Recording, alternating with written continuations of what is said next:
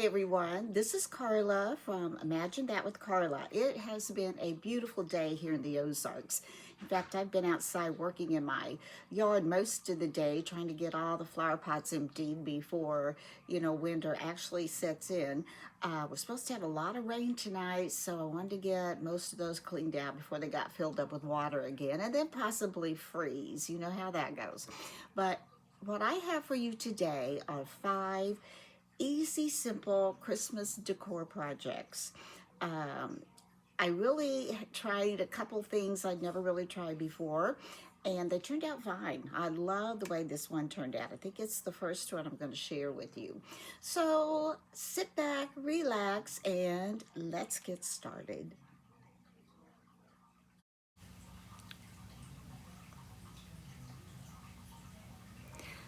For our first project, I'm taking this thrifted frame and this canvas that I've had in my stash for 2 or 3 years from Temu, and I'm going to prepare this frame to put this canvas into. First, I want to remove the glass. I want to clean it really well with some Windex.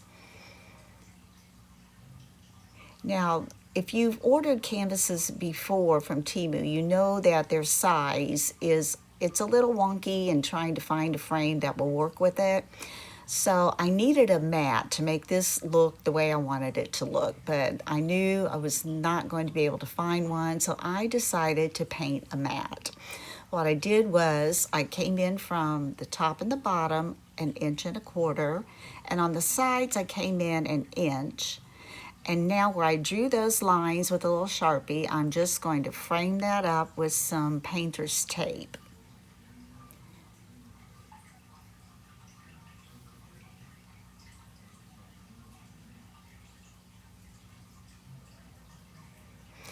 So here I've got on my 2 side pieces, and then I'm just going to add the top.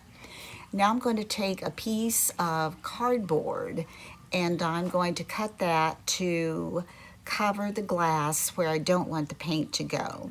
I took that outside and I sprayed it with Rust-Oleum flat black paint. While that's drying, I came inside and I'm using my Dark and Decrepit by DIY and going over this frame. I'm just loving this DIY Dark and Decrepit. It gives it such a rich, dark look over any wood. And here I decided that I thought this background for this deer was just a little bit too white. So I'm going to add some clear wax to this canvas. Now I've never tried this technique before either, so I'm hoping it works.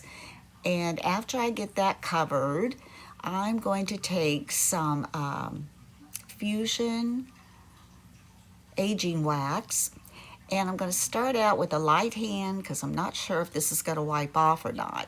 And so I get a little braver as I'm going up in there. It looks like maybe it's moving around really well. So I'm getting a little more braver and I take a big chunk of this and I put it on there and I'm thinking, oh, I sure hope this wipes back, and to my amazement, it did, and I love it.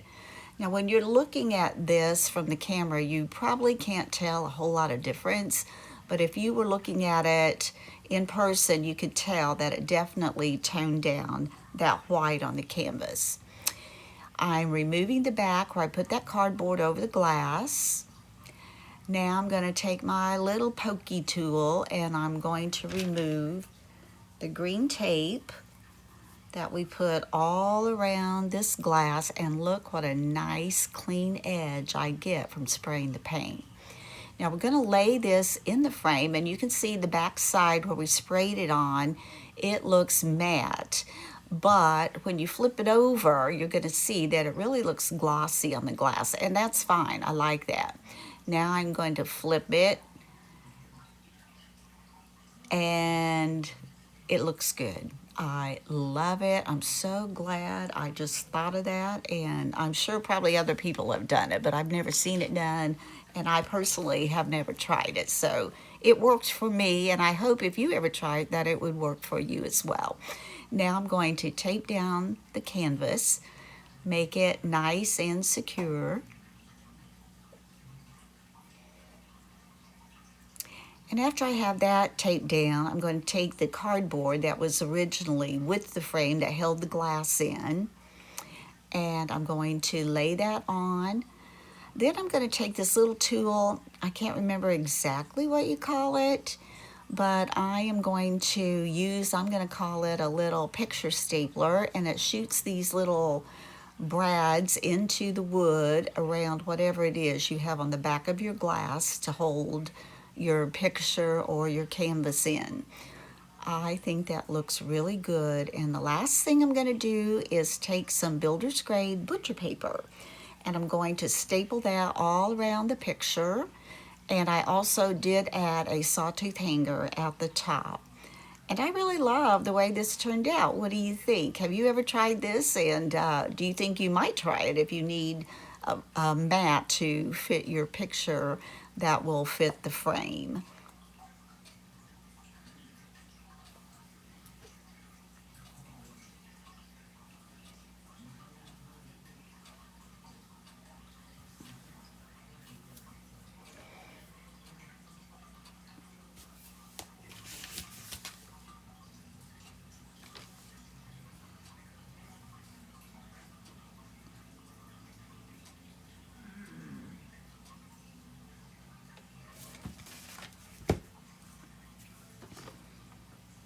Now this is a fun, pretty simple little project. I've done this already this year with another canister set, and I took it outside. It was silver, and I took it outside to sand off the black letters that were on that. But when I started using my finger sander on this little canister set, I found that it did a great job in getting those letters off. And after I got the letters off, I also kind of went around it to rough up the surface so my paint would adhere really well on that when I applied it. Get that all cleaned up. And now I'm going to take my Highlander Fusion mineral paint, which has a built-in primer and sealer. And I'm going to take that paint, and since the surface was already red, this really only took one coat, and it covered really nice. And like I've said in other videos, this color is really my go-to red this season because I don't know what it is. And have you noticed that when you use this paint, it almost has like a black dark undertone to it, which gives it this really rich look, in my opinion. Now, what I've done there is I painted all the sides, I painted the bottom. That was the middle one. Now we're going to do the little one and do the very same thing. Get all the sides and then get the paint on the bottom. Now the lids were a little roughed up, and one was kind of chipping, that larger one. So I sanded it off, and then I thought, well, I'm going to paint it with the raw silk because they look like they needed refreshed a little bit anyway. So I took the raw silk and I went over all the lids with that. And I even went over where I had sanded and covered that back up. However, I was thinking, you know, the transfers that I'm going to be using for this canister set come from Figgy and Flourish that came out this year from IOD. And on the previous canister set, I used the gold ones. And since these have that silver undertone, and when I was cleaning that one up and noticed how it kind of shined after I had sanded off some of that paint, I thought, well, that will be perfect to sand those off after they dry, because I'm going to be using the silver transfers from Figgy and Flourish, the IOD 2025 holiday release. So when I add these, they are very detailed. So I usually just, you know, for me, I like to place it where I want it, and then I kind of go over the whole thing before I start back and kind of start folding it back and looking to see what's adhering and what might not be, and then I can lay it back down and keep repeating that process until I have finished the whole transfer. These are so delicate and so detailed that you really do need to use that little corner tip is what I use in trying to get these to adhere. But now if you do find you get this on and something doesn't come off, it didn't transfer, it's very easy to just line that back up and go over that with your transfer tool and it will take. I have done that several times when I was applying this, but I don't think I showed it every time, except that one was the letter F. Here I've gone over the whole thing. Now I'm going back on those little details. I'm folding it back to see if I'm getting that to adhere. And again, I go through that same process until I get to the end of the transfer and I release it. And this part of this F didn't come off, so we went back on there and got that to go on. Now rather than taking the transfer sheet, the carrier sheet, and rubbing that over this particular type of transfer, the gilded one, I prefer to take my hand and my fingers and simply press into that surface after I have completed pressing on the transfer. To me, it mashes it in, and you don't have to worry about if there is a little bit poking up somewhere. You don't have to worry about rubbing it off. So here's where I take my finger sander, and I want this to look silver around the top edge and that bottom ring.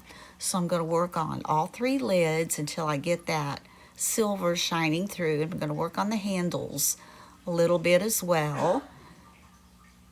And I just feel like this came out great with those silver transfers.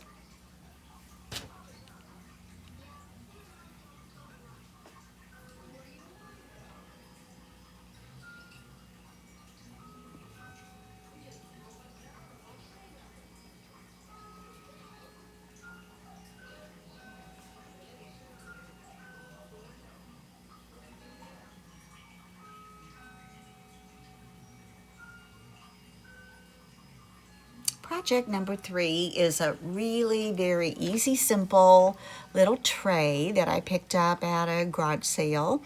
And what I'm going to do is go for that, my new love, dark and decrepit DIY liquid patina. And I'm going to add that to this little tray, gives it that rich, dark wood look. And then I added this transfer and somehow I missed hitting the record button. But this is from Crimson Velvet, and it came out either last year or the year before. And here I've taken some black rub and buff and gone around the top edge.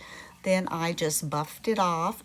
Now I'm taking my gold wax that I have. It's very similar to Rough and Buff, and we're just going to rub that on, and it acts like the rub and buff as well. And I decided then that it needed something at the top, so I chose these two little embellishments also from the Crimson Velvet pack from IOD.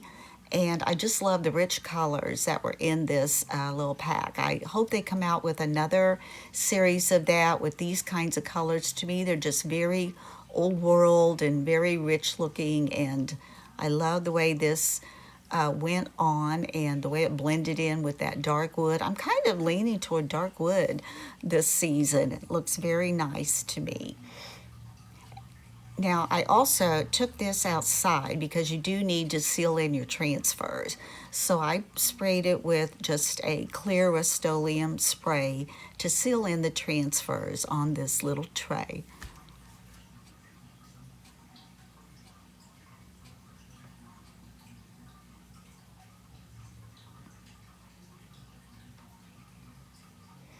Now this transfer I also picked up at a garage sale. I sanded off all the words, and I'm going to use some Fusion Raw Silk Mineral Paint. It has the built-in primer and sealer, and I'm going to have to give this a nice coat to try to cover some of those dark spots. Although I'm not that concerned with these dark spots and trying to cover them perfectly, because I'm going to be using a heavy-duty decoupage paper on here. So after I get this all painted, I'm going to let it dry. And when it's dry and completely drying, I'm going to take some Fusion Highlander, and I'm going to go to the sides, and I'm going to paint these sides with the Highlander paint. And this is probably, like I've said, my go-to red paint this season. It's just such a rich, dark red. I just love the way it looks. So I put that on one end, go around those handles. Then I go to the other end, do the same thing. And after I get that the way I want that to look, I'm then going to go around the edges and then go around the inside edge of this tray.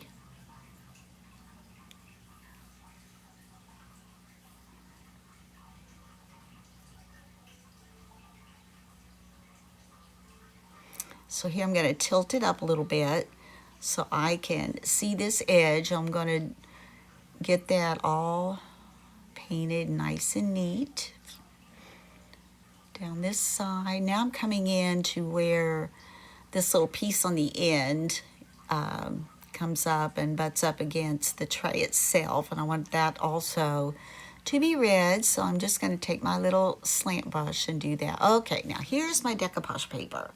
Now this is a very sturdy paper. I've already cut the right side off, and this is the Prima Redesign fiber decoupage paper. And when they say fiber, it's very thick. And so here I've taken my fingernails and I've pressed that into the other edge of that piece on the end.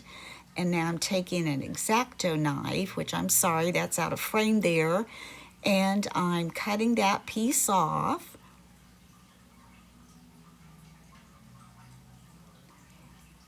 And I think this is probably my fourth project in using this decoupage paper, and I'm really liking it. Now here I'm adding liquid patina as my decoupage medium. I'm going to give it a good generous coat. Now I do take my mister, my spray bottle, and I get my decoupage paper pretty wet because I really want it to be able to absorb that liquid patina, and being a little wetter and being a little thicker, this paper can handle that. So I'm going to tap that in, and after I get that positioned where I want it, I'm going to take more of that liquid patina, add that on, and then I'll use my hands to simply press that down and get it to where I want it to go. Now, from my experience in working with this decoupage paper, for me, it's easier to use if you can either cut it, or what I'm going to be doing up here, I had never tried this before. This is where I'm going to have to sand off the edge, and I've never tried that with this thicker fiber decoupage paper. So I'll be curious to see how that turns out. But as I was saying, I would rather, I think, do that, get it to the edge where I have to sand it and cut to fit, rather than tearing, because the project that I did where you had to tear it, it was really difficult. I mean, it's, even if I saturated it, it really gets, the fibers kind of pull out and kind of get a little fuzzy or hairy when you're putting your decoupage medium on. So, I mean, it was okay and it sold, but I think I like this clean edge better with it. So here I am, I've got that all on. I've kind of cleaned it up a little bit where I got a little bit too much of that medium on there. And after I get that smoothed in, I'm going to put a nice generous coat of the decoupage medium over this fiber decoupage paper, because as I said, I do want it to absorb and be able to adhere to the surface of this tray.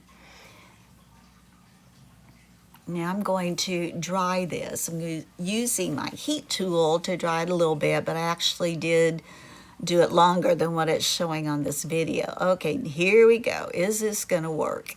Is it going to give me a nice clean edge? Let's hope so. I've got my finger sander and I just changed the sander on it, the sandpaper rather.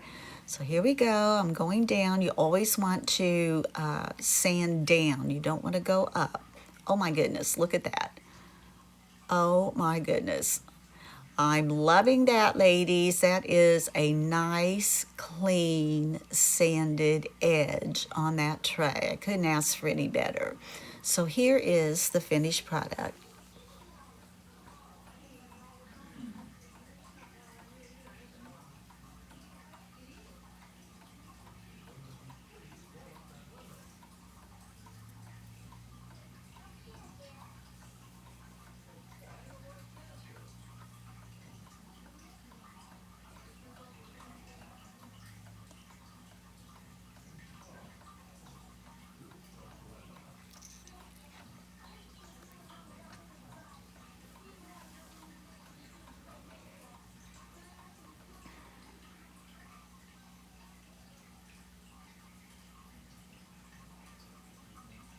For this last project, I had a couple of these trees, these raw wood trees that I purchased from Hobby Lobby last year at the end of the season. They probably have them this year too. It seems like this is kind of a holiday seasonal staple that they carry.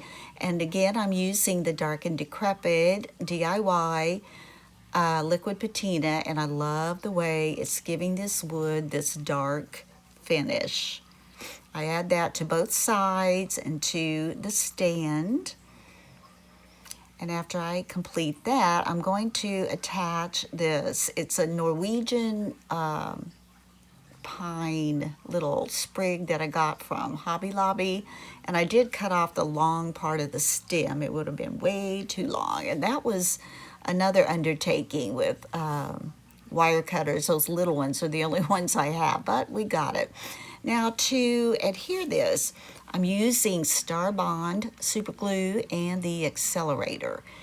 And girls, if you haven't tried this, you need to try it. I had seen people use it and I was like, I don't know, but I would never put hot glue on this, something with a sprig this bulky, because I think it would pop off and I just would not want that to happen. And once this is stuck on, it is really stuck. Now I'm looking at this garland that I had in my stash, thinking I'm going to use that. Then I pulled out some tartan ribbon that I had, and I think, I think I want to try that for a bow, because supposedly this year Ralph Lauren is in with his plaids for Christmas decorating, and this is the tartan plaid, and so I thought, I'll do that. So there's the finished ribbon that I made, and now I've got to decide how do I want to use these little bells. And I thought, I think I'll do a little garland at the bottom. And again, I'm going to be attaching that with the Star Bond super glue and the accelerator. And then I know that I'm not going to have to worry about that getting cold or bumped and popping off. I guess for my craft fair days, there were so many times when I had used hot glue and then have it pop off on me before the craft sale or during the craft sale. So this is a good find. I really like this. Now I'm going to just stretch that around, position it where I want it to go, kind of get these bells lined out so they're kind of straight across there. Again, add the Star Bond and the accelerator. Hold that on with my little transfer tool there. Just hit that a little bit and hold it on for a few seconds, and it isn't going anywhere. It is stuck, and I like that. Now I'm thinking I might want to do another row. So I take another piece, kind of position that where I want it to be and cut it the length I need it to be. And I'm going to attach that the same way. Now at the end of this video, there's something different in where I show the finished product, and I want you to leave me a comment and tell me if you know what it is and which one you like the best. Yeah. I went to Hobby Lobby and I found something there that I thought would go better than what I have here. And after you get to the end of this video, you'll know exactly what I'm talking about because there's something different and I like it better, but let me know what you think. Getting this to stick on. And there is the finished tree. And here is the finished product. What do you think? Please leave a comment in the comment section.